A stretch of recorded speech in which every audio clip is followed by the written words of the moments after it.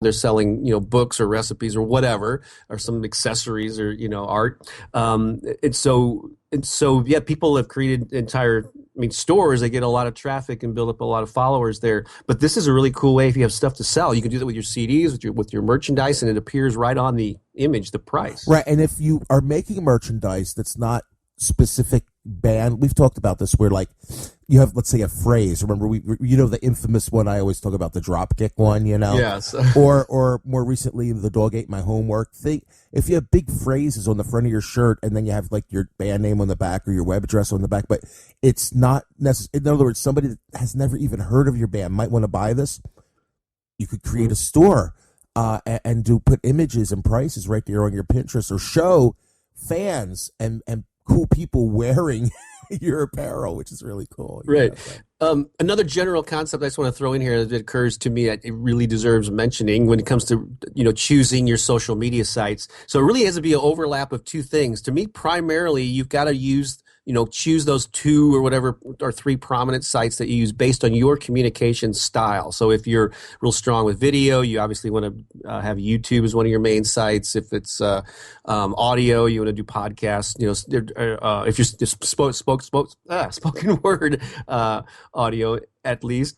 And so you pick it based on the one that you really are passionate about, the one you'll be eager to engage with on a regular basis. However, the other overlapping thing that you need to consider is where your fans are hanging out. So Pinterest will probably not be right for you if you're like a heavy metal band that appeals to guys who wear leather jackets, But if you do have a female population or people that there's an overlap where a lot of your fans or potential fans are hanging out on Pinterest, then that would be more of a reason to spend a lot of time on it. Well, here's a perfect example. We'll drop another name. Oops, let me pick that up here. Ellen Allard. Okay, now there's a lady that also, in addition to doing her children's music and her Jewish music, she's also the gluten-free diva. I could see Pinterest being a killer for her, because that's the kind of stuff that you see. There's the recipe stuff, the getting healthy stuff, the woman stuff. So I mean, if you are looking to communicate with those people, not that there's not other people in there too, but if you're looking specifically, I mean, there's somebody I think that could definitely use that to her advantage. Some other things Bobby talks about here is creating a special board to highlight your band or album project, and that's one thing I love about Pinterest. You can have boards for everything. Specific, you have boards for your band, boards for your band members. Oh my, I'm getting a phone call. One ringy dingy. That right now. It's a gig coming in, believe it or not. Those gigs are just all over the place, man, but that's okay. They'll call back. That's anyway. Awesome.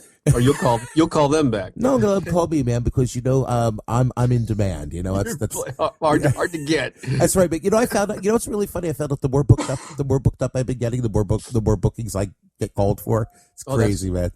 Anyway, getting back to what we were saying, though, is what was I talking about? You were talking about having boards for different things for album projects. So I mean, you could have albums, bands, band members, songs. Songs can have their own boards. You know what I mean? Each particular, I mean, you can go crazy. That's what's really great with it if you want to, And because it's so searchable, the more boards you have, the more possibility you have to do that. Like I like this one. He has show behind the scenes photos of your gigs, rehearsals, or studio recordings. That's really cool too. Mm-hmm. And indeed, so it's up to you to figure out, how much you want to dissect and slice and dice the specific types of boards. But yeah, then also think about the words that your fans might be searching for and create boards for all of those things. Here's one that I'm a big fan of: become an information curator. I know we've talked about this before. I've written about it a lot, but basically, you don't have to create every piece of content that you share online, because people just don't, there aren't enough hours in the week for you to create stuff. However, you can share other people's creations with your fans just by linking to them, or sharing and repinning other people's stuff. So the same way that you retweet other people's tweets, you can repin or pin. You can just go through Pinterest, and when you find something cool that either fascinates you, or especially if you know it's going to interest your fans, repin it to a specific board related to that topic. So think of yourself as a curator in the same way that a curator at a museum or an art gallery chooses the things that are on display there. They're like the tastemaker. You are the filter for your fans to point them to stuff that they would be interested in, hopefully somehow related to your music or your identity as an artist. Yes. Totally agree with you, man. And excuse me. Go on. Why don't you talk about the next one? Because that sounds like something that you would definitely do. Yeah.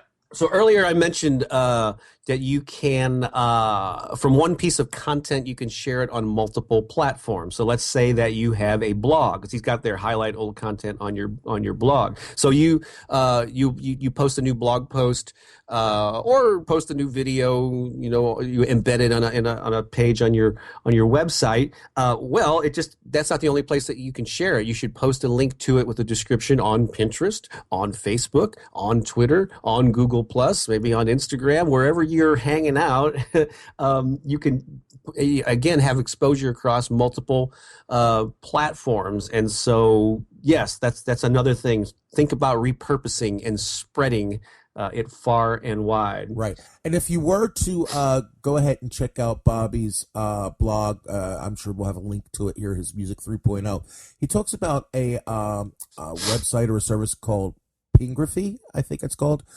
.com, and it's kind of sort of like a Hootsuite for Pinterest, but that doesn't exist anymore.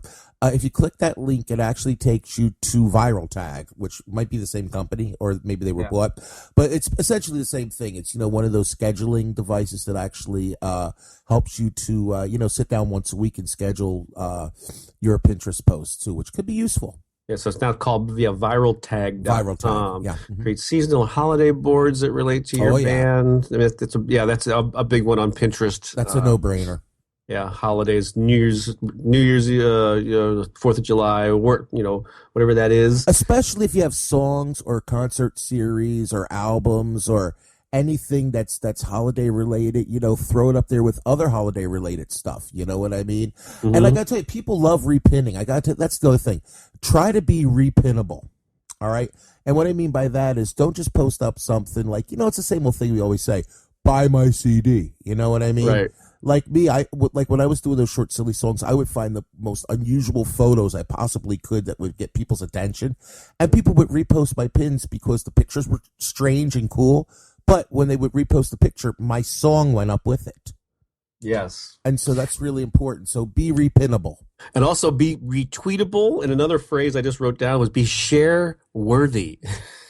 Ooh, Bob. So if you provide value, and quite often on even though I do, I link the things that I create and blog posts and all that stuff. I think I've mentioned before that on Twitter and Facebook, quite often things like quotes are things that get probably shared more so than other things. Right.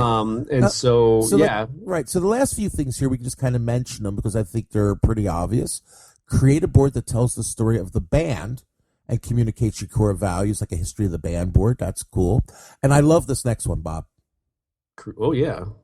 Go ahead and read it. All right. Create thank you boards for fans that send special messages. God, why don't bands do this? In their pictures to the board and thank them in the description. Well, just the whole concept of thanking your fans and expressing your appreciation repeatedly and showering them with praise. Because I think we've talked about this before too. There's this term fan worship, and most people consider that where the fans are worshiping the artist and you're in the spotlight and all that. Well, why don't you flip that on its head and worship your fans? If you have that attitude, again, it's all about them. You will find you have a much stronger relationships with them, and Pinterest is just one way to do that if you so desire. We interrupt the show for a special announcement. Thank you so much for listening to the show. Thank you so much. We worship you. We love you. We love you so much. We just don't take the time to thank you enough for listening to the show. We would not be here without you. Thank you so much. We just love you so much. Thank you. And now back to your regularly scheduled program. Yes. That was very, and if I might add to that, I love you people.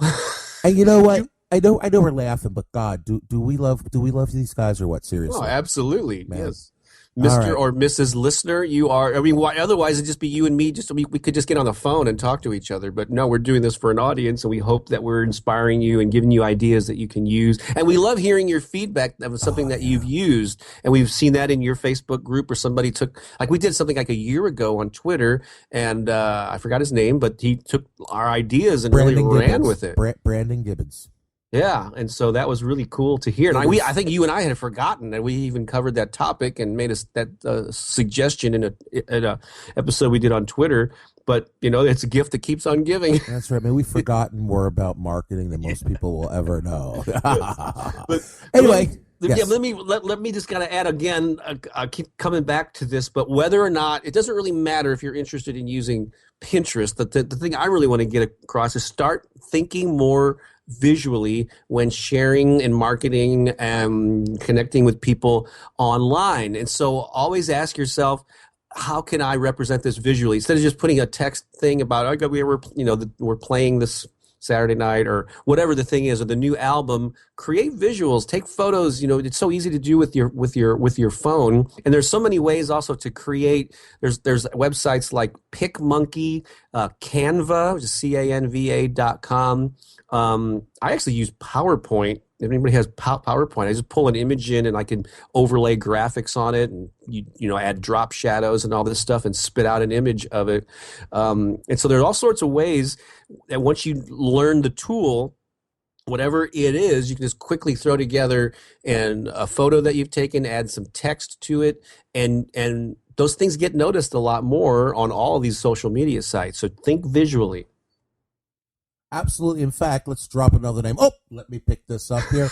Alex Turnbull from Buffer Social wrote a post. He says you can get 300% more people to read your content just by putting interesting photos. There you go. And I forget that on Twitter. You mentioned that earlier, and I realized even though I'm a Twitter power user, most of my updates are admittedly text-based. I really need to start adding more images. I go crazy with pictures on Twitter. I really do. And I got to tell you, when I put pictures, I get retweets and I get noticed. When I don't, Bob. So maybe you can learn something, Bob. I know. Believe me, I'm a student as much as a teacher. Believe me. Oh gosh. All right, man. So where are we? Do we finish up here? I think we thoroughly. There's one last one here, and I think that's a great one. If you're going to a conference like South by Southwest or the Taxi Road Rally, dropping those names again. Create boards for it, or like for instance, I think I'm going to make a board for Summerfest this year because I play at the world's biggest music festival every year, Summerfest in Milwaukee, Wisconsin, and and I was doing a lot of Facebooking, doing pictures and stuff, but I think we'd actually make some boards and some for that this year. I think it'd be really good. So anyway, again, you can do this for Instagram, you can do this for Pinterest, you can do this for Facebook, Twitter, but again, as Bob says, think visual. That's right, man. So it's all about sharing and getting noticed and providing value for your fans. Again, it's not just all about me, but what's going to lighten their day or make their day or make them laugh, in addition to learning about you. Or how can you incorporate some sort of a entertaining, educational, or some kind of aspect into your promotion, so that it's just, because I actually made a vow years ago. They said I'm always going to teach when I sell. Of course, I sell information, right. But it's not just all about, hey, my new book's available. Well, what can I tell them that actually, whether or not they buy the book, they'll find some value in it. So when I'm promoting a book, I try to have a lesson, a tip, a piece of advice weaved into it. And so you can do something similar with your music marketing. Great. And we'd like to thank Music 3.0 and Mr. Bobby there for writing a thought-provoking piece. And speaking of books, you have a new book out, don't you? I do. It's called The Empowered Artist. I'm pretty excited about it. And in fact, I don't know. Yeah, maybe I shouldn't mention it here. But what the heck? Come on, Bob. Come on, spit it out. I know we did a thing on YouTube lately, and I think we're probably going to return to YouTube soon. But I actually have this idea that I haven't. This is the first time I've publicly announced it. But I want to create a music video. And people have done these types of things before, where they have people like writing things on pieces of paper and they hold them up, in a video. I think Amanda was Amanda Palmer did it in one of her fan funding videos or whatever. But anyway, I want to encourage creative people to actually get video and photos of themselves holding up a sign that they made that says, "I am an empowered artist," or "I am an empowered musician," or "I'm an empowered writer," or whatever it is. And they can be really creative in how they create this sign. But I'm going to solicit all these videos and images of people doing this, and I'm going to incorporate it into a song, an original song that was just released called "I Can Do This." It's a song about, yes, I can do this, even though there's struggles and it seems like